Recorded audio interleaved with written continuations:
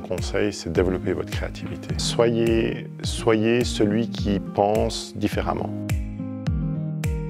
Alors, je m'appelle David Perroux, je suis un alumni de l'ESM. J'ai fait le cycle de communication et j'ai obtenu mon diplôme en 1992.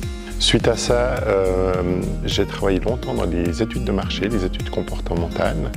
Et puis j'ai eu un changement de carrière radical lorsque je me suis mis à écrire des romans. Et maintenant je suis romancier et conférencier à plein temps. J'ai appris beaucoup à l'ESM et j'ai gardé cet apprentissage tout au long de ma vie. Et ce que j'ai appris, c'est à être très pratique, pragmatique et pratique. Et quand j'avais une idée ou quand j'avais quelque chose à faire, d'y aller, de le faire.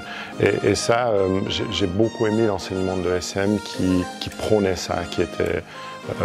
J'imagine que c'est toujours la même chose, mais à mon époque, tous nos enseignants étaient au fait eux-mêmes dans la pratique. La théorie était quand même là, mais elle était vraiment ancrée dans la pratique. Et moi, j'ai gardé cet ancrage-là. Et tout ce que j'ai fait, ça a toujours été très réel, très pratique. Et en tout cas, pour moi, ça a bien fonctionné.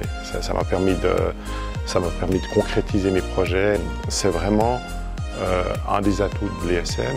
Et c'est ce que c'est vraiment le côté que moi, j'ai gardé tout au long de ma carrière. J'ai créé mon propre institut spécialisé dans les études du comportement des voyageurs. Et on est devenus les leaders mondiaux dans ce domaine-là, avec des bureaux presque partout dans le monde. On opérait dans plus de 35 aéroports à l'échelle globale. Et en parallèle de cela, j'ai commencé à écrire il y a 5 ans maintenant.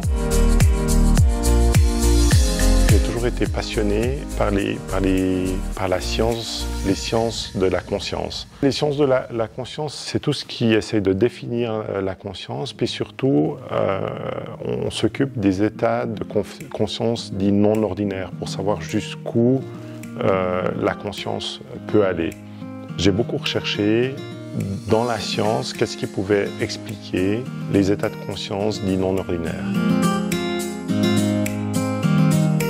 Je me rends compte que la créativité est une chose de plus en plus importante de nos jours, particulièrement maintenant avec l'avènement de l'intelligence artificielle qui peut faire beaucoup de tâches répétitives ou de planification ou même des tâches intelligentes. Et j'ai l'impression que l'être humain aura de plus en plus sa place s'il est créatif, s'il est capable de penser hors du cadre.